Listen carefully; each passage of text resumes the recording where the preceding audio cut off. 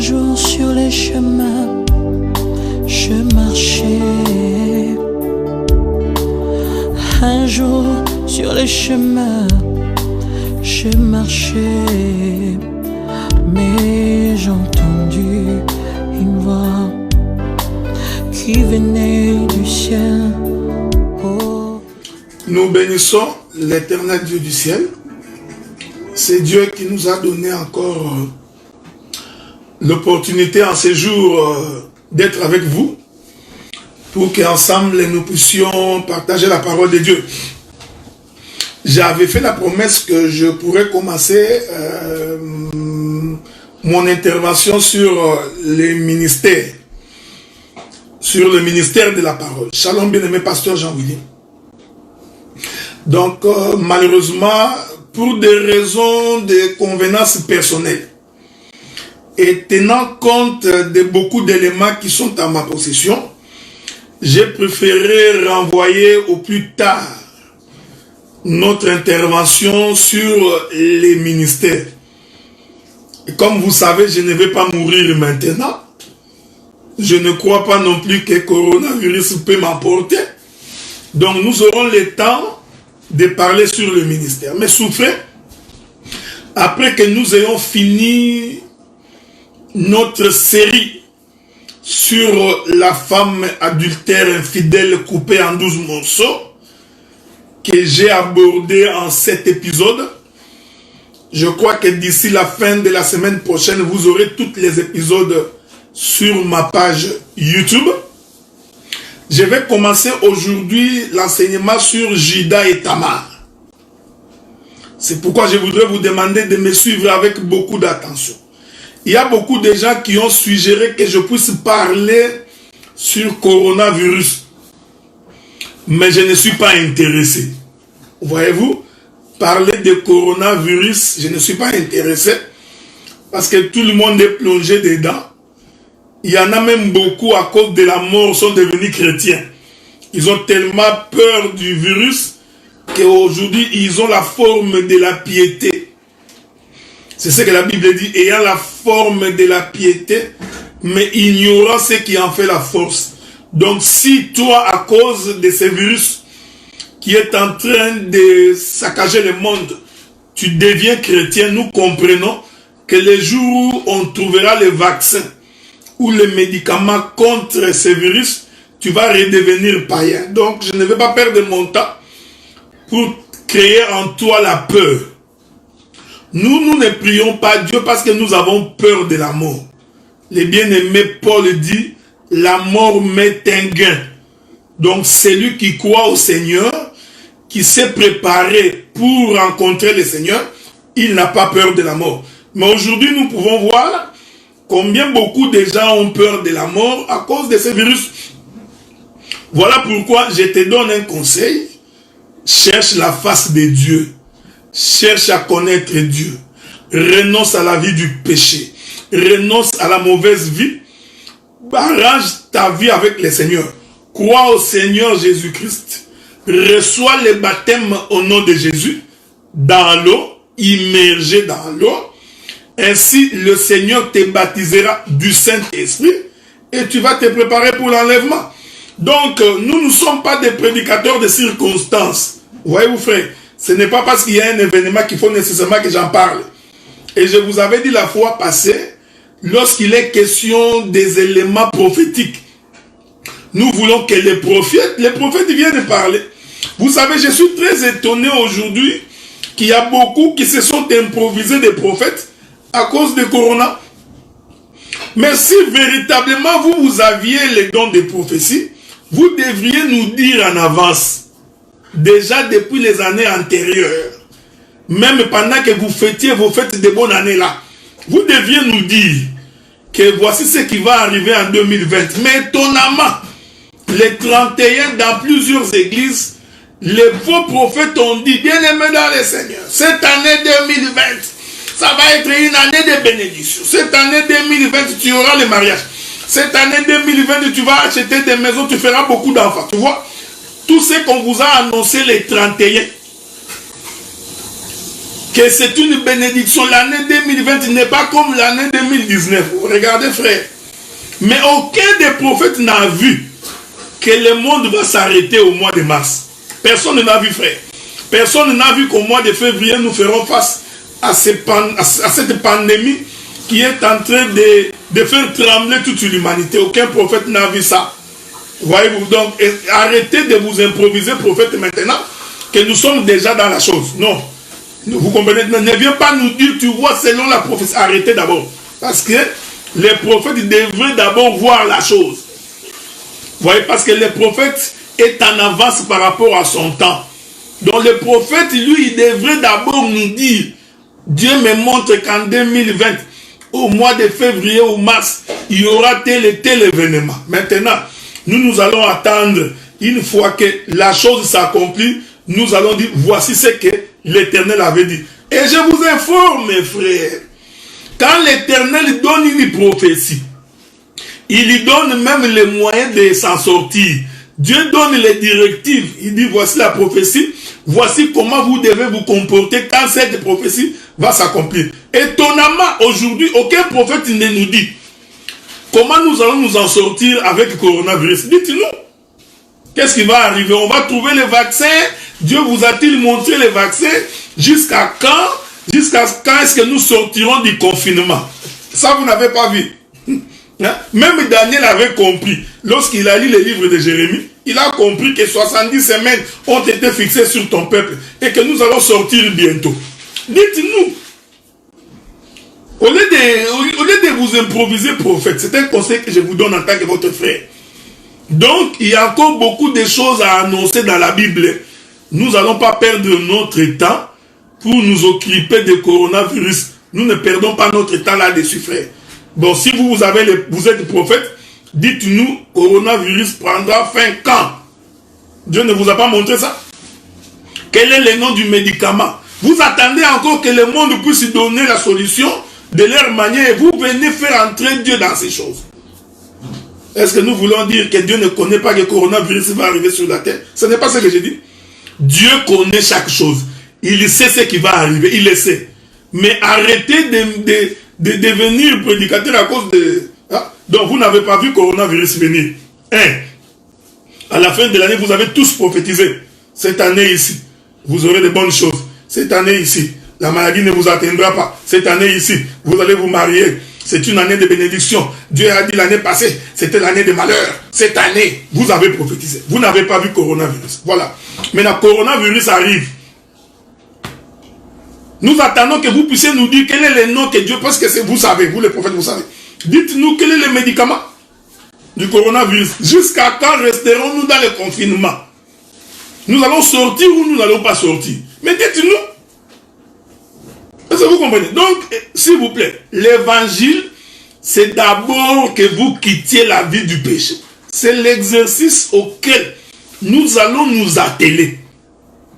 Le ministère nous a été donné pour préparer l'épouse à l'enlèvement. Voilà pourquoi nous allons vous donner le chemin qui va vous permettre de participer à l'enlèvement. Parce que nous croyons que ce monde ici va être détruit. La situation va s'empirer dans ce monde. Ça, nous le savons. Mais nous avons l'espoir que l'Éternel Dieu nous fera échapper ces choses. Dieu, écoutez ce qu'Abraham dit. Je vais vous lire une écriture, ce qu'Abraham dit, ok? Allons très vite lire cette écriture-là. Je crois que c'était au jour où l'Éternel a croisé Abraham. Qu'est-ce que l'Éternel Dieu dit? Souffrez, hein? Je vais vous trouver une écriture là-dessus. C'est juste pour vous aider à saisir ces choses. Souffrons. Je cherche une écriture.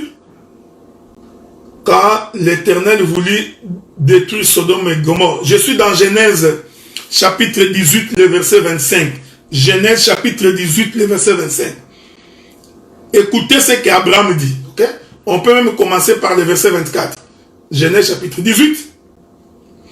Commençons même par le verset 24. Je vais lire avec votre permission. Il est écrit ceci. Je commence par le verset 22.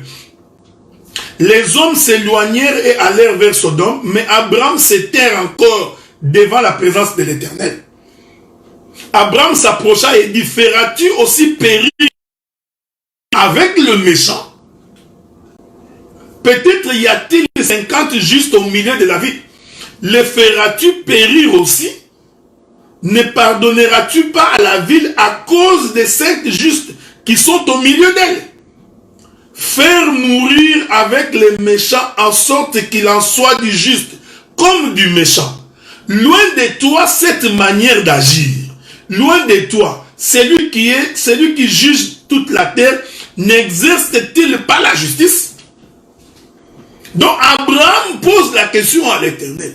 Vas-tu faire mourir les justes avec les méchants?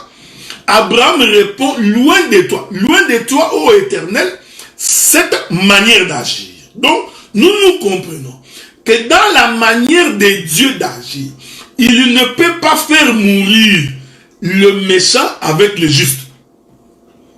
Est-ce que vous comprenez? Nous comprenons que cette pandémie ne peut pas échapper au contrôle de Dieu. Mais nous disons que ce n'est pas Dieu qui est en train de frapper la terre. Parce que Dieu ne peut pas frapper les méchants avec les justes. Donc l'Éternel Dieu doit d'abord faire échapper les justes de sa propre colère. Est-ce que vous comprenez ça? C'est pourquoi en Égypte, avant que Dieu ne frappe l'Égypte, Dieu a d'abord demandé aux enfants d'Israël d'entrer dans la maison. Et nous expliquons qu'entrer dans la maison, c'est justement faire échapper le peuple. Frère, nous sommes le peuple de Dieu. C'est pourquoi nous ne tremblons pas, frère. Je vais vous faire remarquer que lorsque tu touches une écriture de l'ombre, c'est-à-dire une écriture de l'Ancien Testament, il faut faire très très attention. Parce que l'écriture de l'Ancien Testament, ces écritures ont des portées prophétiques. Ce sont des écritures qui ont plusieurs accomplissements. Donc ne prends pas une écriture dans l'ombre, la transposer aujourd'hui. Je voudrais faire remarquer aux prédicateurs. Parce qu'il y a beaucoup de prédicateurs qui prêchent, mais qui ne posent pas bien le fondement de la doctrine. Je voudrais faire remarquer aux prédicateurs que Dieu traite avec Israël comme une nation. Mais avec l'Église, Dieu ne traite pas avec nous comme une nation. Dieu traite avec nous par des individus. Donc il a tiré des hommes, des femmes de toutes les nations pour en faire une Église, pour en faire son peuple. Mais pour Israël, Dieu traite avec Israël comme une nation. C'est pourquoi je vous avais dit, lorsque le roi en Israël pêche, Dieu frappe tous les pays. Le péché du roi, Dieu en impute à toute la nation. Mais aujourd'hui, si mon président pêche, ça n'a aucun rapport avec moi. Dieu ne peut pas me frapper parce que le président de mon pays s'est méconduit. C'est ça toute la différence. Si les dirigeants de ce monde sont des occultistes, des sorciers, des immoraux, Dieu ne peut pas nous punir, nous l'Église, à cause de l'immoralité des présidents de ce monde. Mais pour Israël, quand le roi s'est méconduit, la nation a subi le poids. Donc je vous demande, quand vous êtes en train d'interpréter vos prophéties, de faire attention dans l'interprétation. Voilà pourquoi il n'est besoin pour moi de pouvoir m'atteler sur le coronavirus. Je trouve que beaucoup ont compris qu'ils doivent retourner vers le Seigneur. Mais si vous êtes rentré chez Dieu à cause du coronavirus, je vous informe que le coronavirus prendra fin. La grippe espagnole a tué beaucoup plus de gens que le coronavirus. Allez lire l'histoire. La grippe espagnole, beaucoup de gens sont morts. Après la Deuxième Guerre mondiale, beaucoup. Plus qu'aujourd'hui. Mais comme à l'époque, il n'y avait pas l'internet, pas de connexion, pas de mondialisation, c'est pourquoi vous n'aviez pas prêché. Donc aujourd'hui, si on n'avait pas internet, mondialisation, beaucoup ne prêcheraient même pas coronavirus. Parce que ce que nous vivons aujourd'hui, nous l'avons vécu avec la grippe espagnole. Pire même que ça. Les morts, les pandémies, il y en aura toujours. Dieu, le Seigneur Jésus-Christ a prophétisé que ces choses arriveront. Voilà, donc nous laissons le soin au prophète de venir nous expliquer ça. Rentrons sur notre thème. Je suis en train d'introduire aujourd'hui une nouvelle série qui sera probablement de 6, 7 ou 8 épisodes. Ça dépendra de la manière dont Dieu va nous conduire. Je vous ai toujours dit que lorsque nous prêchons l'évangile, nous prêchons l'évangile pour atteindre tout le monde. Nous ne prêchons pas l'évangile pour notre église locale, non pas pour notre communauté chrétienne. Je ne suis pas prédicateur de la communauté chrétienne. Voilà pourquoi j'ai toujours refusé que vous me colliez l'étiquette de membre d'une communauté des assemblées des saints. Non. Nous sommes prédicateurs pour que tout le monde puisse bénéficier de la parole. Et nous faisons un effort pour que même ces gens qui n'ont pas marché avec nous, qui n'ont pas évolué dans la même église que nous, que tous aussi puissent comprendre l'évangile. Voyez-vous, c'est ça la bonne nouvelle. La bonne nouvelle, c'est que nous enseignons pour que les gens quittent la mauvaise vie, l'ancienne vie, commencent une nouveauté de vie. Et nous faisons cette marche ensemble avec vous, parce que je voudrais moi aussi remporter cette couronne. Donc je prêche aussi pour que moi-même également que je sois sauvé. C'est pourquoi Paul dit, j'ai fait de ces choses, moi et Apollos, une application à notre propre personne, pour que nous ne puissions pas prêcher en vain. Donc si tu m'écoutes, je t'enseigne ces choses pour que tu te rapproches du royaume, pour que tu deviennes un homme et une femme transformés, un homme et une femme changés, de bon cœur, un homme qui croit véritablement au Seigneur, que le Saint-Esprit puisse produire en toi les œuvres dignes de la repentance. Si nous t'avions connu jadis prostituée, l'évangile doit faire de toi une femme ou un homme transformé. Si nous t'avions connu jadis escroc, farceur, il faut que par l'évangile, que nous puissions voir que tu es un homme transformé et changé. C'est la raison de l'évangile. Maintenant, prenons notre texte de base. Nous sommes dans le livre de Genèse, chapitre 38. Je commence par le premier verset. Il est écrit: en ce temps-là, Juda s'éloigna de ses frères et se retira vers un homme d'Adullam nommé Hira. Là, Juda vit la fille d'un Cananéen nommé Shua. Il l'a pris pour femme et alla vers elle. Vous comprenez? Elle devint enceinte et enfanta un fils. Elle appela Er. Elle devint encore enceinte, enfanta un fils qu'elle appela Onan. Elle enfanta de nouveau un fils qu'elle appela Shelah. Juda était à Zip quand elle enfanta. Nous allons d'abord nous limiter là parce que nous enseignons. Je ne suis pas en train de faire une prédication. Je suis en train de faire un enseignement. Laissez-moi poser les bornes pour que tu n'ailles pas au-delà. Quand nous sommes en train de lire la Bible, il faut toujours te dire que toutes les histoires qui sont racontées dans la Bible, Dieu parle premièrement de lui-même. Quand tu lis une histoire dans la Bible, comprends que Dieu est en train de communiquer d'abord sa propre pensée. Il communique d'abord ce que lui-même conçoit. Donc il faudrait éviter, quand nous sommes en train de lire Juda, tu commences à t'imaginer un Juda qui se promenait quelque part. Non, comprends que dans cette histoire, Dieu raconte sa propre vie. Parce que la parole de Dieu, c'est le testament de Dieu. Or, dans un testament, l'auteur du testament exprime ses propres pensées. Il exprime ses propres désirs. Il exprime sa propre volonté. Voilà. Dans les testaments, il est question de la volonté du testateur. Est-ce que vous me comprenez? Donc la Bible n'exprime pas ta pensée. La Bible n'exprime pas la pensée de mon oncle, ni de mon père, ni de ma femme, ni de mes enfants. La Bible n'exprime même pas ma propre pensée. Voilà pourquoi j'ai toujours attiré votre attention. Pour vous dire, si un homme s'approprie l'écriture, comprenez que cet homme est très dangereux. C'est un voleur, c'est un usurpateur.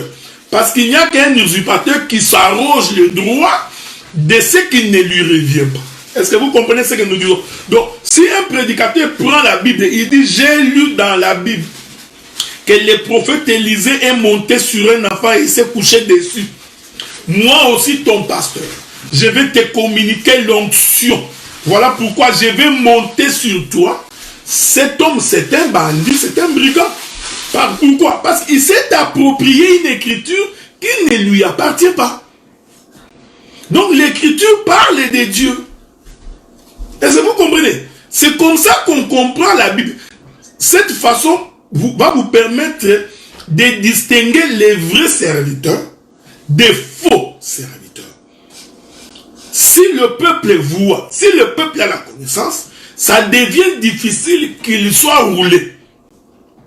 Est-ce que vous comprenez? Nous voyons Jacob épouser une femme, et un homme dit, je peux aussi épouser plusieurs femmes, parce que j'ai lu dans la Bible que Jacob a épousé plusieurs femmes.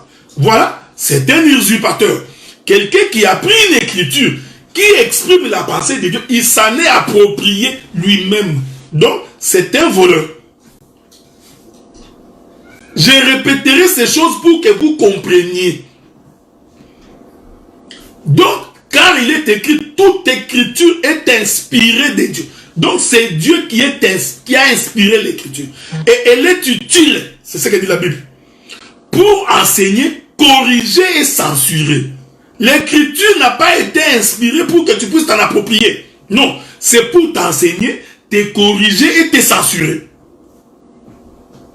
Voilà pourquoi quand quelqu'un n'a pas l'explication de l'écriture, il va donc s'approprier les écritures. Est-ce que vous comprenez ça? Donc, les actes qui sont posés dans la Bible, ces actes-là expriment Dieu premièrement lui-même. Voilà pourquoi, dans Genèse chapitre 38, premier verset, je vais marcher pour expliquer la pensée de Dieu. Il est écrit, en ce temps-là, Judas s'éloigna de ses frères et il se retira vers un homme d'Adulam nommé Hira. Là, Judas vit la fille d'un Cananéen nommé Shua. Il l'a pris pour femme et alla vers elle. Doucement fait. Ici, nous allons voir que Judas va quitter une contrée vers une autre contrée. C'est le premier élément qu'il faut comprendre. Donc, Judas était avec ses frères. Ils étaient ensemble dans leur propre contrée. Judas va donc faire un déplacement en quittant là où il était pour aller dans une autre contrée. L'écriture précise dans quelle contrée est-ce que Judas est parti. La Bible dit, il vit la fille d'un Cananéen. Donc, nous comprenons que Judas est allé dans le pays des Cananéens. Est-ce que vous comprenez? Ici, Judas explique le mouvement de celui qui a quitté sa maison, sa contrée, sa propre famille, pour aller vers les Cananéens. C'est très important. Ce que je dis, c'est très important. Pour que vous compreniez cela. Or, que signifient les Cananéens? Ici, il faut faire attention. C'est pourquoi je vous avais dit que quand tu expliques les Écritures, il faut respecter les bornes. Donc, ce n'est pas parce que tu as vu Cana partout, cela veut dire que Cana va expliquer la même chose partout. Non. Est-ce que vous comprenez? Donc, Cana ne veut pas dire terre promise partout. C'est pourquoi vous allez remarquer, frère, je répète ça, vous allez remarquer que le pays que l'Éternel Dieu a donné à Abraham, ce pays-là était habité par des Cananéens. Donc, quand Dieu dit à Abraham, je te donne une terre nouvelle, je te fais la promesse de te donner une terre. Cette terre de Canaan était premièrement occupée. Nous allons lire quelques écritures pour que vous me compreniez très bien. Souffrez, je vais aller vous trouver 2 ou 3 écritures si le Seigneur nous prête vie. Je ne sais pas si je vais les trouver. Avec votre permission. Souffrez. Je n'ai pas vu mon bien-aimé Roland. Je ne sais pas s'il est là ou il n'est pas là. Je vais aller vous trouver cette écriture-là. Dans la Bible, il est écrit ceci.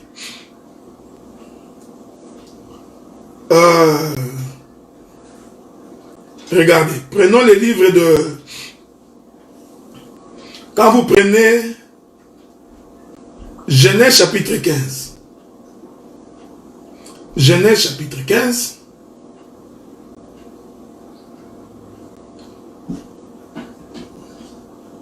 Genèse chapitre 15, je vais d'abord lire le verset 15. Non, le verset 21. Il est écrit: des Amoréens, des Cananéens, des Girgasiens et des Jébusiens. Prenons maintenant Exode chapitre 33. Exode chapitre 33. Le verset 1er, je crois. Exode 33. Je vais commencer par le verset 1er. Il est écrit: l'Éternel dit à Moïse, va, pars d'ici, toi, le peuple que tu as fait sortir du pays d'Égypte. Monte vers les pays que j'ai juré de donner à Abraham, à Isaac et à Jacob, en disant, je leur donnerai à ta postérité. Est-ce que vous voyez? Dieu demande à Moïse de prendre le peuple, de l'amener dans les pays qu'il avait promis à Abraham, à Isaac et à Jacob. Maintenant, il dit, j'enverrai devant toi un ange.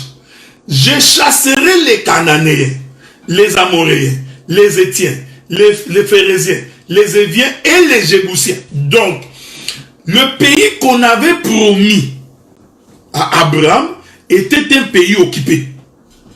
C'était occupé par de peuples païens. Est-ce que vous me suivez? Donc, le pays de la promesse qu'on appelle Canaan, c'était un pays sous occupation. Le terme sous occupation n'est pas un bon terme. C'était un pays occupé. Donc ce n'était pas un pays vide où Israël devait venir et entrer. Est-ce que vous comprenez? Donc ce pays-là, c'était un pays où les hommes habitaient. Mais les hommes qui habitaient dans ces pays, c'était des incirconcis. Donc c'était des païens. Est-ce que quelqu'un m'entend? Laissez-moi faire de l'exhortation. Je fais le pastorat. Vous allez comprendre que même dans la vie comme ça, Dieu peut te faire une promesse. Mais comprends que la promesse, pour l'obtenir, ça ne va pas être facile. C'est-à-dire que ça demande un combat pour entrer dans la promesse. C'est très important ce que j'ai dit. Voilà pourquoi beaucoup de gens ont abandonné la voie du Seigneur. Parce qu'ils ont pensé que quand ils vont croire au Seigneur, ils vont marcher comme si on soit en train de marcher sur les roses. Même dans l'hypothèse où tu veux cueillir les roses, mais tu oublies que les roses ne germent que là où il y a des épines. Donc même pour avoir les roses, il faut accepter de marcher sur les épines. Est-ce que vous comprenez? C'est comme ça que beaucoup de gens ont abandonné la voie du Seigneur.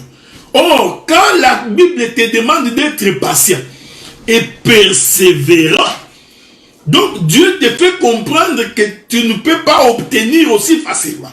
C'est-à-dire que tu dois lutter, tu dois persévérer. La persévérance n'est possible que lorsqu'il y a de la résistance.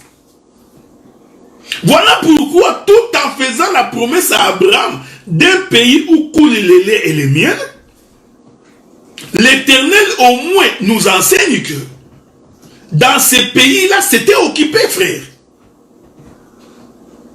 Donc, ici, je t'exhorte pour te dire que la vie appartient aux hommes qui ont la patience. Les gens qui n'abandonnent pas, les gens qui ne baissent pas les bras, les gens qui, malgré les difficultés, malgré les problèmes, ce sont des gens qui continuent. Pourquoi? Parce que la promesse, elle est vraie. Mais pour y accéder, tu trouveras que c'est occupé. Voilà pourquoi, ici, j'ai fait la pastorat. Voilà pourquoi, dans la vie, il peut y avoir des sorciers qui peuvent te combattre pour ne pas obtenir ce que tu veux. Les démons peuvent te livrer des combats pour ne pas accéder à ce que tu veux. Mais pourtant, tu as la promesse. Tu fais des choses qui ne marchent pas. Tu fais des choses qui n'aboutissent pas. Tu fais des choses qui n'atteignent pas leur objectif. Cela ne veut pas dire que la promesse de Dieu n'est pas vraie. Non, la promesse de Dieu est vraie. Mais il faut persévérer. Il faut patienter. Il ne faut pas baisser les bras. Est-ce que vous comprenez? Donc, j'ai fini mon exhortation. J'ai fait la pastorat. Ici maintenant, nous rentrons. Donc, le pays de Canaan, c'était un pays de païens. C'était un pays des incirconcis. Maintenant, vous comprenez. Or, Juda, il est de la maison d'Abraham. Donc, Juda, c'était circoncis. Or, les circoncis, ce sont les gens qui ont l'esprit de l'Éternel. Selon le livre de Paul. Les incirconcis sont des païens. Donc, nous comprenons maintenant que le voyage de Juda, qui quitte ses frères pour aller vers le pays de Canaan, Dieu parle de lui-même. Il explique le mouvement que lui, Dieu, quittera le trône, il quittera sa maison, il quittera sa souveraineté, il va aller chez les païens. Il va donc aller chez les nations, chez les incirconcis. Est-ce que quelqu'un m'entend? Est-ce que vous comprenez? Donc, il a donc abandonné ses frères. C'est pourquoi je vous avais toujours dit, frère. Dans l'ombre, il faut faire attention, parce que l'ombre n'est pas la représentation exacte des choses. Donc, dans l'ombre, c'est comme un voile. Oui, frère. Donc, c'est pourquoi je marche pour expliquer ces choses. Vous allez voir que toute la Bible de Dieu parle de lui-même. Donc, toi, tu n'es pas Judas. Oh non, tu vois, moi, je vais quitter mes frères et mes sœurs. Je vais descendre, aller dans une boîte de nuit. Parce que la boîte de nuit, c'est aussi ces canards chez les païens. Je vais aller me trouver une femme là-bas. Non, non. Tu t'es approprié l'écriture. Ça ne te concerne pas. C'est pourquoi j'ai toujours donné un conseil aux frères qui connaissent le Seigneur. Si tu veux te marier, si tu étais païen, la Bible dit que Dieu ne tenant pas compte du temps d'ignorance. Ça, c'est autre chose. Mais toi qui as cru au Seigneur pendant que nous prêchons, si tu es chrétien, ne va pas épouser une femme païenne. C'est un conseil des Écritures. Tu auras des difficultés énormes. Tu vas souffrir. Toi aussi, une sœur qui croit en Dieu, pendant que nous parlons que tu es païen, n'accepte pas le mariage d'un homme païen. Parce que Dieu avait interdit. Vous allez voir, je vais expliquer toutes ces choses. Dieu avait interdit d'épouser une étrangère. Tu vois un homme beau, zéro faute comme moi, tu craques. Tu penses que le mariage c'est la beauté. On te dit, cet homme ne respecte pas la parole de Dieu. Il n'a pas peur de Dieu. Toi tu dis, non, non, non, non, non, non. Moi je vais les transformer. C'est comme si c'est toi qui convertis les cœurs des gens. Aucun prédicateur ne peut convertir quelqu'un. C'est l'Éternel Dieu seul qui convertit. Nous te donnons un conseil. Maintenant tu épouses, parce que si tu n'écoutes pas, nous allons te laisser. Tu épouses un païen. Quand il va commencer à te taper tous les jours, maintenant tu veux que nous entrions en prière. Tu vas nous donner du travail parce que tu n'as pas voulu écouter. Nous t'avions dit de ne pas épouser une étrangère. Oh non, cette femme ne me respecte pas. Cette femme, elle est insoumise. Mais qui t'avait dit d'aller prendre une étrangère? Non, non, tu as vu Samson. Samson aussi est allé épouser la Philistine. Non, Samson, Dieu parle de lui. Est-ce que vous comprenez? Donc la Bible, ce n'est pas question. Ça ne te concerne d'abord pas. Donc arrête de t'approprier des portions des Écritures. Je l'ai dit aussi pour les prédicateurs. Parce que tous les prédicateurs sont devenus des pères. Je suis père. Je forme des enfants. Je suis père. Je forme. Donc, pourquoi la Bible dit que les pères dans la foi, les pères... Non, non. Ton intention est mauvaise. Est-ce que nous réunions qu'il y a les prédicateurs qui nous ont prêché l'évangile? Nous ne réunions pas. Mais l'intention de ta prédication, la manière dont tu abordes ces choses, nous comprenons que tu veux t'approprier l'écriture. Voilà pourquoi j'ai toujours dit, je ne me considère pas comme étant le père de quelqu'un. Non. Même si je t'ai enseigné l'évangile et que par moi tu as cru au Seigneur et que par moi tu as compris les choses de Dieu, mais moi, je ne me considère pas. Parce que l'écriture dit, qu'est-ce que tu as que tu n'as pas reçu? Donc, ce que tu es devenu, c'est la parole qui a fait de toi ce que tu n'es pas mon enfant. Oublie-moi cette histoire-là. Mais nous ne nions pas le fait que c'est au travers des autres prédicateurs que nous avons connu le Seigneur. Donc, Judas qui descend dans le pays des Cananéens. Je rentre là-bas, frère. Vous allez voir. Parce qu'il faut que j'explique toutes ces choses pour que vous compreniez Judas et Tamar. C'est pourquoi j'ai dit je prendrai mon temps pour que vous saisissiez cela. Donc, Genèse chapitre 38, le verset 1er et 2. Donc, Judas, en ce temps-là, Judas s'éloigna de ses frères. Donc, il y a un mouvement de s'éloigner, quitter, aller vers. Il abandonna. Est-ce que quelqu'un me comprend? Judas était avec ses frères, maintenant il abandonna ses frères. Et écoutez, écoutez. Cette portion de l'écriture, c'est ce que la Bible nous dit. Il est venu chez les siens, mais les siens ne l'ayant pas reçu. Donc, ici, les frères de Judas représentent la maison d'Israël. Judas qui fait les déplacements représente Jésus-Christ. Je vais vous aider davantage. C'est pourquoi le premier verset dit, Judas se sépare de ses frères. Écoutez, est-ce que vous voyez ça, frère? Donc, le mouvement de Judas de se séparer de ses frères, en réalité, c'est Christ qui se sépare de la maison d'Israël. Il est écrit dans le livre de Matthieu. Je vais rentrer là-bas. Rentrons dans le livre de Matthieu. Que nous disent les Écritures. Avec votre permission, ok? Je vais aller doucement. Je vais aller doucement pour que vous compreniez. Je suis dans Matthieu. Chapitre 23, le verset 37. L'Écriture dit, Jérusalem, Jérusalem, qui tue les prophètes et qui lapide ceux qui te sont envoyés. Combien de fois ai-je voulu rassembler tes enfants comme une poule rassemble ses poussins sous ses ailes? Vous ne l'avez pas voulu. Avez-vous lu l'Écriture? Hein? Matthieu chapitre 23, verset 37. Je vais relire ça pour vous. Hein? Matthieu 23, verset 37. Jérusalem, Jérusalem, qui tue les prophètes et qui lapide ceux qui te sont envoyés. Combien de fois ai-je voulu te rassembler? Ici, j'explique les déplacements de Judas qui abandonne ses frères, qui s'éloigne de ses frères. C'est ce que je suis en train d'expliquer ici. C'est pourquoi je vous demande de faire très attention. Il est écrit, Jérusalem, Jérusalem, qui tue les prophètes, qui lapide ceux qui te sont envoyés. Combien de fois ai-je voulu rassembler tes enfants comme une poule rassemble ses poussins sous ses ailes?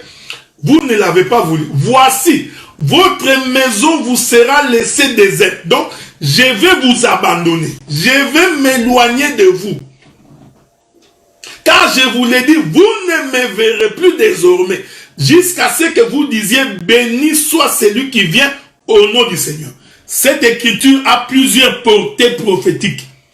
Mais comme moi, mon ministère n'est pas le ministère prophétique, voilà pourquoi j'explique ces choses dans la chambre doctorale.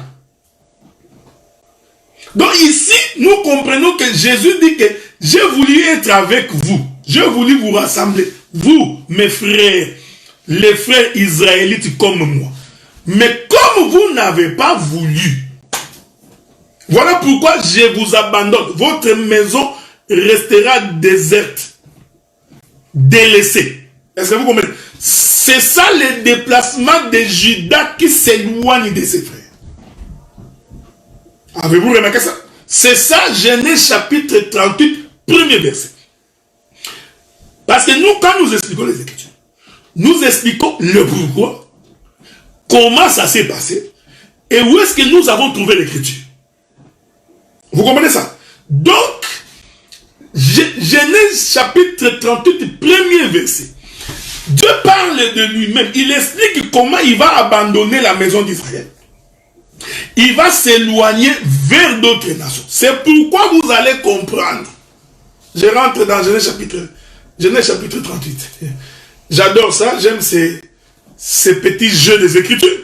C'est pourquoi Genèse chapitre 38, premier verset.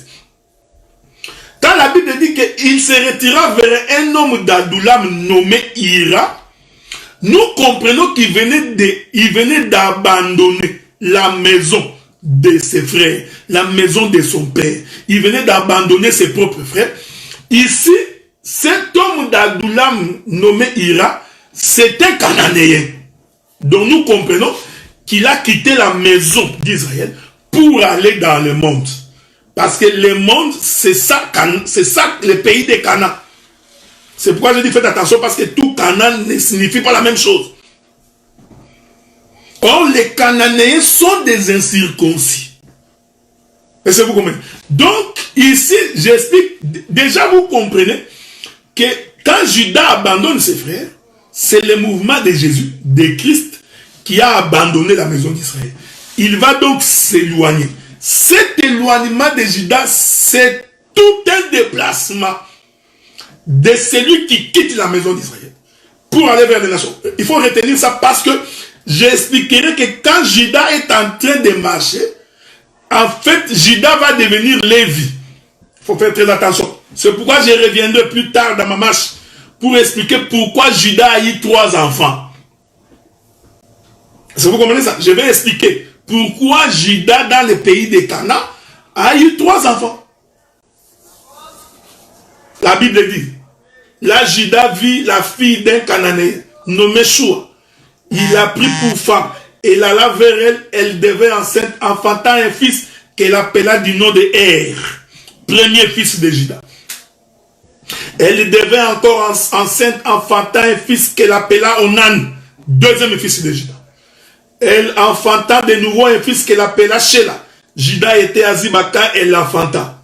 Voilà. Donc, Judas avait 3 enfants avec la Cananéenne. C'est très important. Parce que Israël considérait Jésus comme étant le fils de David, c'est-à-dire comme étant le roi. Pour Israël, le Messie serait un roi. C'est pourquoi Pierre ne pouvait pas comprendre quand Jésus lui disait il faut que le Fils de l'homme soit livré entre les mains des impies, qu'il y souffrit et qu'il y mourut. C'est comme ça que Pierre dit non, tu ne peux pas mourir. Parce que nous savons que le fils de David doit régner éternellement sur le trône. Donc nous attendions un roi qui doit monter sur le trône. C'est ça Judas a fait. Le 4e fils de Jacob, c'est la royauté. Voyez-vous, c'est pourquoi les rois en Israël doivent tous sortir de la tribu de Juda selon la volonté de Dieu. Si tu deviens roi en Israël sans passer par Juda, ce n'est pas la volonté de Dieu. C'est le cas du roi Saoul, qui était un benjamite de la tribu de Benjamin. Parce que c'était un roi qui a été choisi par le peuple. Mais Juda, c'est la royauté. Je répète ça bien. Rentrons. Parce que des fois, les gens vont bien nous saisir. Prenons le livre de Genèse chapitre 49. Genèse 49. Genèse 49. Le verset 8. L'Écriture dit, Juda, tu recevras les hommages de tes frères. Je suis dans Genèse 49, verset 8. Juda, tu recevras les hommages de tes frères. Ta main sera sur la nuque de tes ennemis. Et les fils de ton père se prosterneront devant toi. Or, si les fils doivent se prosterner, donc Juda était le roi. Donc Juda était Dieu. Parce qu'on ne peut pas se prosterner devant qui que ce soit. Un hébreu, un juif sait que si je dois me prosterner, je ne me prosternerai que devant l'Éternel. Voilà pourquoi quand ils sont allés dans le pays de Babylone, et que le roi Nabuchodonosor, après avoir sonné de la trompette, demande à Shadrach, Meshach et Abednego de se prosterner, les trois ont répondu, nous ne pouvons pas nous prosterner devant qui que ce soit. Nous ne pouvons nous prosterner que devant l'Éternel. Donc, un juif sait que pour se prosterner, il ne peut pas se prosterner devant un homme. Maintenant, vous comprenez la prophétie. Quand Jacob dit que tes frères et ses frères doivent se prosterner devant. Donc ici, Juda est élevé. C'est le roi qui est élevé. Et ses frères doivent se prosterner au devant de lui. Donc c'est une prophétie. Or, Dieu parle de lui-même. Parce qu'il n'y a que devant l'Éternel qu'on peut se prosterner. On ne peut adorer que l'Éternel Dieu. Dieu n'accepte pas que l'adoration soit pour quelqu'un d'autre. Est-ce que vous comprenez ça? Donc, nous comprenons maintenant que... Je continue. Je prends le verset 10. Il est écrit. Le sceptre ne s'éloignera point de Juda, ni le bâton souverain d'entre ses pieds, jusqu'à ce que vienne les Shiloh et que le peuple lui obéisse. Est-ce que vous comprenez, frère? Donc, on ne peut obéir qu'à Juda. Pourquoi? Parce qu'il a le bâton du commandement. Je n'entre pas dans beaucoup de détails. Parce que le bâton du commandement, c'est la parole. On commande par la parole. La parole qui a tout créé. C'est la parole qui ordonne et les choses s'accomplissent. Donc, Juda, c'était le roi. C'était Dieu lui-même. Donc, Dieu parle de lui. Maintenant, il explique dans Genèse 38 son propre déplacement. Il est en train d'expliquer son propre déplacement. C'est-à-dire, il quitte ses frères. Il va aller dans le pays de Canaan. Ici, le pays de Canaan, c'est le monde. Est-ce que vous comprenez? Parce que c'est dans le monde que nous avons des incirconcis. C'est dans le monde que nous avons des païens. C'est dans le monde que nous avons des gens qui ne croient pas en Dieu. Laissez-moi t'exhorter. J'ai fait la pastorale. Déjà par cette prophétie, nous comprenons que Dieu devait quitter le trône. Il devait abandonner sa royauté pour descendre vers nous, les nations. Donc Dieu devait abandonner, laisser à côté les enfants d'Israël pour venir nous chercher. C'est pourquoi il y a une parabole qui dit ceci. Je vais chercher la parabole. Je suis dans Matthieu chapitre 12. Prenons le livre de Matthieu, chapitre 12, à partir du verset 10. Matthieu, chapitre 12, à partir du verset 10. Je crois que c'est ça. Hein? Voilà. La Bible dit, et voici, il s'y trouvait un homme qui avait la main sèche. Ils demandèrent à Jésus, est-il permis de faire une guérison le jour des sabbats? C'était afin de pouvoir l'accuser. Hein? Il posait la question à Jésus, cet homme est à la main sèche, nous sommes les jours des sabbats. Devrais-je, doit-on guérir cet homme? Écoutez ce que la Bible dit. Jésus leur répondit. Je suis dans le verset 11 maintenant. Matthieu 12, verset 11. Il répondit, lesquels d'entre vous, s'il n'a qu'une brebis, et qu'elle tombe dans une fosse, le jour des sabbats, ne la saisira pas pour l'en retirer. Je n'ai pas fini. Il y a une autre écriture que je cherche que je n'ai pas encore trouvée.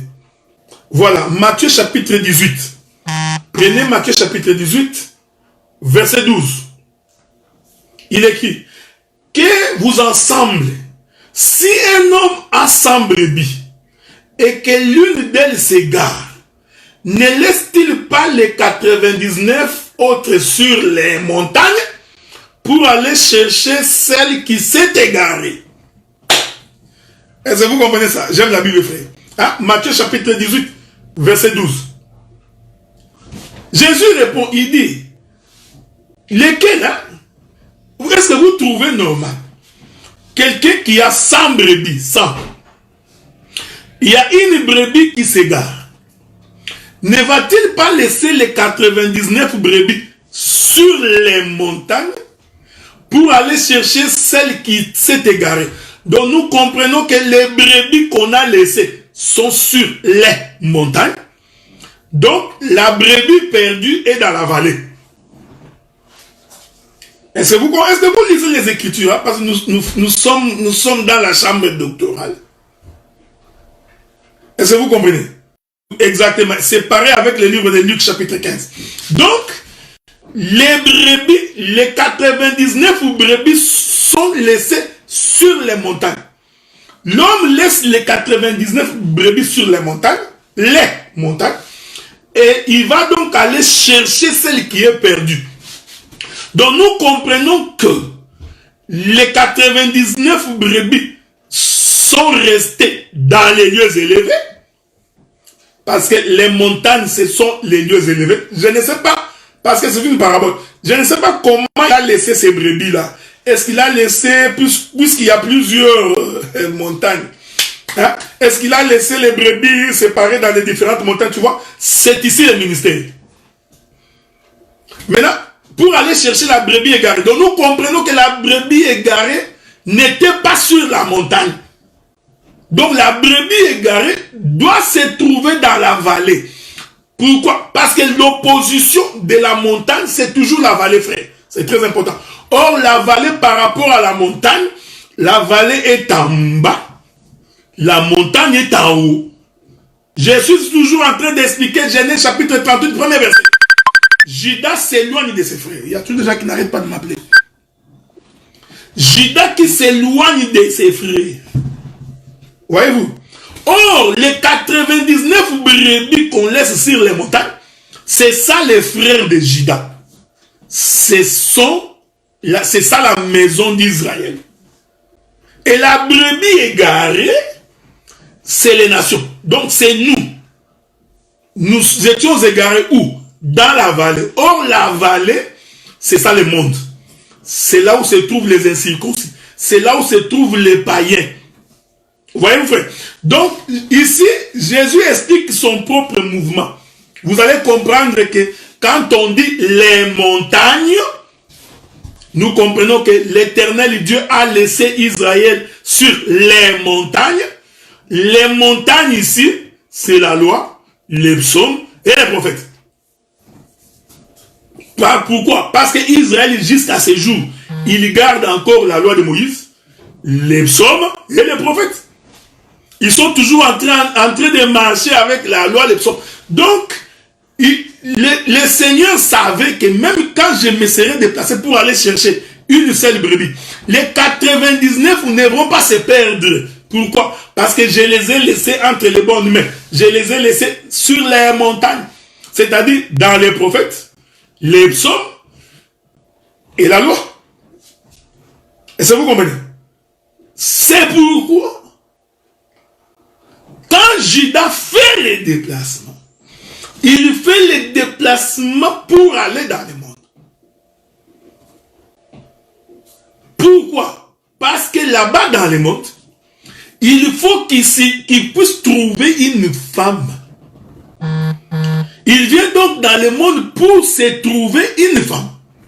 Est-ce que vous comprenez ce que nous disons, frère? C'est ça le mouvement de Judas. Mais, c'est ici que je vais finir pour aujourd'hui, parce que j'ai tout mon temps. Je vous donne la soif de revenir encore. La semaine prochaine. Le samedi prochain. Parce que c'est une série, hein, un film, série, en plusieurs épisodes. Vous allez comprendre que l'amour de Dieu consiste en ce que Judas a fait les déplacements pour aller dans les pays de Canaan. C'est ça l'amour de Dieu. Dieu a tant aimé le monde qu'il a donné. Oh, donné là, c'est le déplacement de Judas qui quitte la montagne, qui quitte les montagnes. Il est sorti de la loi, les psaumes et les prophètes. Il fait un déplacement pour aller se trouver une femme. Est-ce que vous me comprenez, frère? Trouver une femme dans les pays de Canaan. C'est-à-dire que nous qui étions incirconcis, bien-aimé Roland, tu es arrivé en retard, que le Seigneur te bénisse. Je t'aime bien, mon frère. Donc, il s'est déplacé. C'est ça, frère. L'amour de l'Éternel, ce n'est pas que tu puisses avoir beaucoup de maisons. L'amour de Dieu, ce n'est pas que tu puisses avoir beaucoup d'argent. L'amour de Dieu, ce n'est pas que tu puisses t'acheter des voitures. Non. L'amour de Dieu consiste en ce qu'il a abandonné ses frères. Il a abandonné sa maison. Il a abandonné les lieux élevés. Il est descendu pour te chercher, toi qui étais perdu. Mais tu étais où? Tu étais dans la vallée. Retenez ce que je dis. C'est dans la vallée qu'il descend pour te chercher. C'est pourquoi le combat de David et de Goliath aura lieu dans la vallée. Est-ce que vous savez ça, frère? Est-ce que vous savez ça? C'est pourquoi, vous allez remarquer, frère. Je vous ai dit, il faut que vous reteniez ce que j'ai dit. Parce que j'expliquerai pourquoi Judas a eu 3 enfants. Je balancerai la nuée de plusieurs manières. Judas, il est le 4e. Donc, quand il fait le déplacement, en réalité, c'est un roi qui se déplace. Mais, le roi ne peut pas aller mourir. C'est pourquoi, quand Pierre refusait que Jésus puisse mourir, foncièrement, Pierre n'était pas dans le faux. Pierre savait que le roi vivra éternellement sur le trône de David. Le fils de David, il doit vivre éternellement. C'est pourquoi même la mère de Zébédée a dit, quand tu monteras sur ton trône, je veux que tu mettes un de mes fils à ta gauche, l'autre à ma droite. Est-ce que vous comprenez? Donc c'était le roi. C'est celui qui règne pour toujours. C'est ça même l'essence du Messie. Sauf que, ce qu'il n'avait pas compris, que dans le déplacement du roi, il faut que nous voyons la manifestation du chiffre 3. C'est ça même l'essence des 3 enfants. Je reviendrai le samedi prochain. De Judas. Mais pour aujourd'hui, je rentre dans mon livre de Genèse. C'est là que je vais finir. Genèse chapitre 38. Pour aujourd'hui, regardez. Genèse 38, le verset 2. Là, Judas vit la fille d'un Cananéen. Donc, quand Judas descend dans le pays de Canaan, que je vous ai dit que tout Canaan n'est pas Canaan. Il faut avoir l'œil pour comprendre ces choses. Quand il descend, dès qu'il voit cette fille, la fille d'un Cananéen nommé Shua, il l'a pris pour femme et alla vers elle. Donc, nous comprenons que Judas ne s'était pas déplacé pour autre chose. Il s'est déplacé seulement pour aller chercher une femme. Et la femme dont il est allé chercher doit se trouver chez les Cananéens. Donc, toi, tu étais une Cananéenne. Tu étais quelqu'un de ce monde. Tu étais un incirconcis. L'Éternel Dieu s'est déplacé. Il a abandonné ses frères. C'est ça Judas qui abandonne ses frères, qui s'éloigne de ses frères. Il a abandonné ses frères pour venir te chercher toi. C'est ça l'amour de Dieu, frère. L'amour de Dieu, c'est qu'il vient pour te racheter du péché. La prédication, nous prêchons un Judas qui s'est déplacé pour t'enlever entre les mains de tes parents. C'est pourquoi l'homme quittera son père et sa mère. Frère, l'homme quittera son père et sa mère, il faut faire très attention. Et s'attachera à sa femme. Donc, il était venu spécialement pour ça. C'est pourquoi l'Écriture dit, Judas vit la fille d'un Cananéen. Or, Dieu ne change pas de loi, frère. Est-ce que vous suivez moi attentivement? Dieu dira à Moïse plus tard qu'un juif ne peut pas épouser une étrangère. Un juif n'épousera pas l'île cananéenne. C'était la loi de Dieu.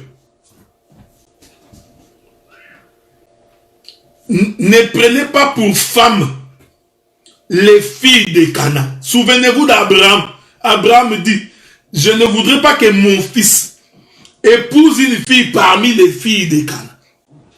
Voilà pourquoi tu iras dans ma famille. Est-ce que vous comprenez ça? Mais c'est pourquoi je t'ai dit, arrête de t'approprier les Écritures.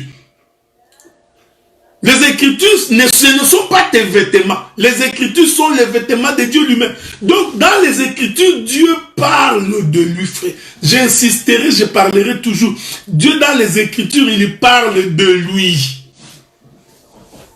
Un prédicateur, quand il s'approprie l'Écriture, en droit, c'est un usurpateur. Il est coupable. On doit l'arrêter. C'est pourquoi aujourd'hui, beaucoup sont devenus des petits dieux, des ministres intouchables. La loi de l'impunité, ils en ont élevé dans des églises. Vous vous plaignez que non, des dirigeants africains sont en train de proliférer l'impunité. Mais vous aussi. Non, l'homme de Dieu, il s'est méconnu, il vit mal, on ne peut pas toucher. Donc, vous vous êtes approprié les Écritures, on ne touche pas à mes ouins. Tu t'es approprié l'Écriture. Ce n'est pas toi. Même quand Dieu dit ces choses, il parle d'abord de lui-même. Est-ce que vous comprenez ce que nous disons? C'est pourquoi je vous ai toujours dit de ne jamais être fanatique de quelqu'un. J'ai toujours répété ça, frère. Même si tu m'aimes bien, tu m'aimes beaucoup, frère, je t'interdis d'être mon fanatique. C'est la voie par excellence que je te montre. L'évangile, nous le prêchons même au détriment de nous-mêmes, frères. Si il t'arrive de t'opposer à moi, ce n'est pas un problème. Nous allons partager. Si on ne se met pas d'accord, personne ne va mourir. Mais je ne peux pas user de l'Écriture pour dire, frère, je suis ton pasteur. Tu seras maudit si tu t'opposes à moi. Non, faux. Tu seras maudit si tu t'opposes à l'Éternel. Mais des avis différents, nous en aurons toujours, frère. Donc, je n'ai pas besoin de t'intimider. L'évangile, ce n'est pas de l'intimidation. L'évangile, c'est la conviction. Il faut convaincre au moyen de la parole. Argumente, parle. Vous savez aujourd'hui pourquoi beaucoup de gens ont des difficultés pour convaincre. Parce qu'ils veulent convaincre par l'intellect. Ils ne veulent pas convaincre par l'aide du Saint-Esprit. Nous avons des prédicateurs qui n'ont même pas le Saint-Esprit. Un perroquet. Il ne prie même pas. Même quand il va prêcher, il ne prie même pas le Seigneur Dieu. Fais en sorte que quand je parlerai, que tu parles au cœur de ce peuple. Il pense que c'est en multipliant des versets et des démonstrations qu'il va convaincre quelqu'un. C'est ça toute la difficulté. Voilà pourquoi quand tu t'opposes à ce qu'il dit, il est en colère. Il récupère ses petits disciples qu'il a formés dans sa propre bergerie et puis il leur dit, n'écoutez plus ces gens, ne parlez plus à ces gens. Parce que la Bible dit que Dieu ne vous a pas délivré de l'Égypte pour que vous deveniez esclave de quelqu'un. Vous étiez esclave dans le monde, frère. Dieu vous a franchi pour que tu deviennes esclave de ton pasteur. Pour que tu deviennes esclave de ton docteur. de ton prophète. Mais ça, c'est que l'évangile.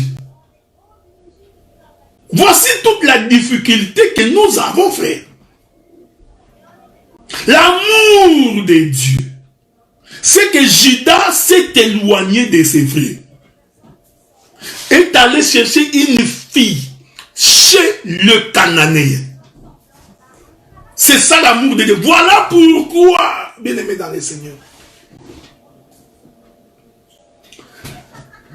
la Bible nous dit que lorsque Joseph est venu chez ses frères, ses frères l'ont abandonné. Ils l'ont repoussé. Ouais. Joseph va s'éloigner de ses frères. Je t'informe que Joseph, c'est Judas. Est-ce que vous comprenez? Donc, ce que Joseph fait, c'est ce que Judas fera. Donc, je t'informe que Joseph, c'est Judas.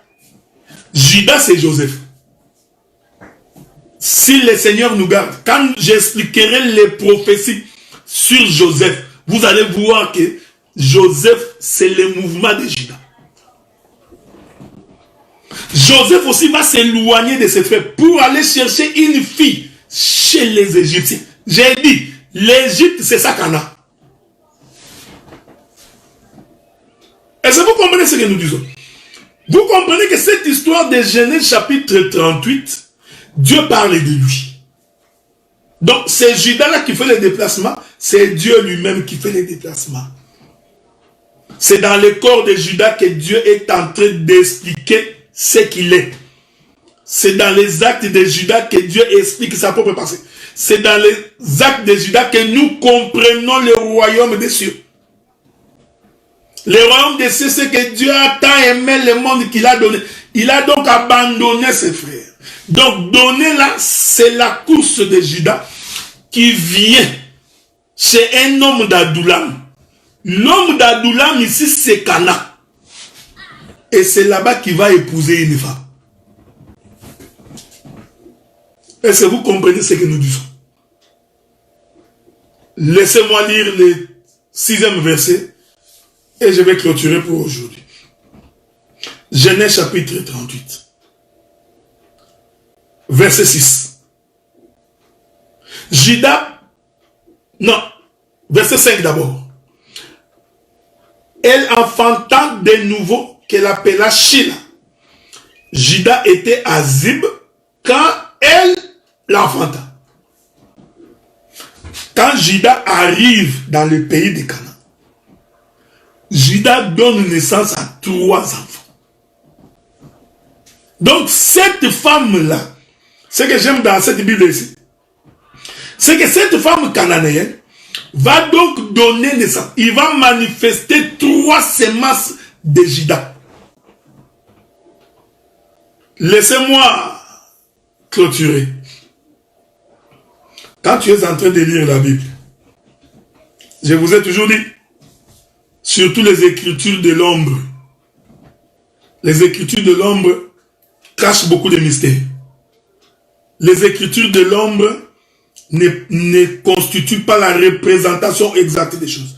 Les écritures de l'ombre, nous voyons comme dans un voile. C'est pourquoi quand nous voulons avoir la précision de ce que nous disons, nous devons aller toucher la personne de Jésus-Christ. Voilà, bien aimés dans le Seigneur, la parole que j'ai voulu partager avec vous aujourd'hui.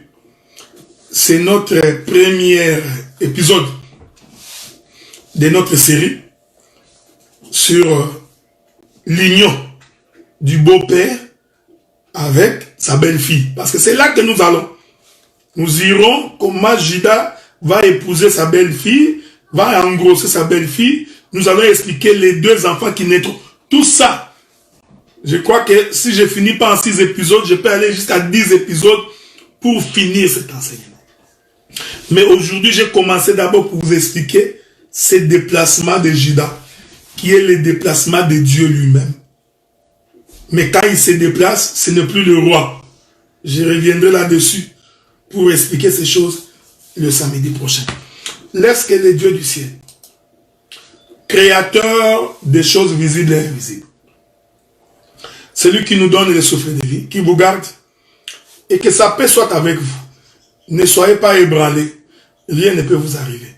Est-ce qu'on peut se fixer rendez-vous pour le samedi prochain?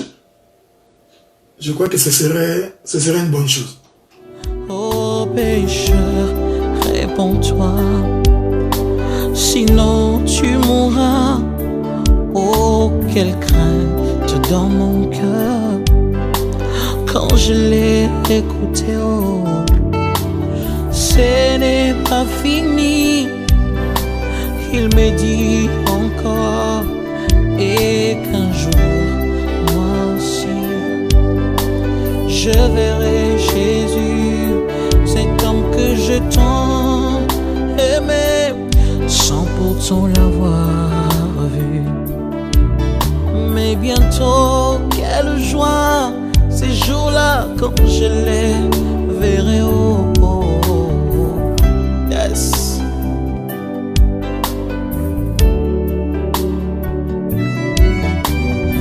Malgré les conditions de ce monde, oh, malgré les conditions de ce monde, oh, moi je ne compte que sur ta grâce.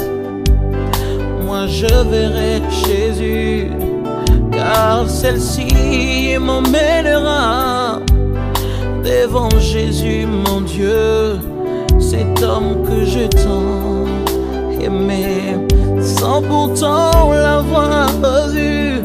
Mais bientôt, quelle joie, oh, quelle joie, oh, quelle joie, moi et Jésus dans les airs.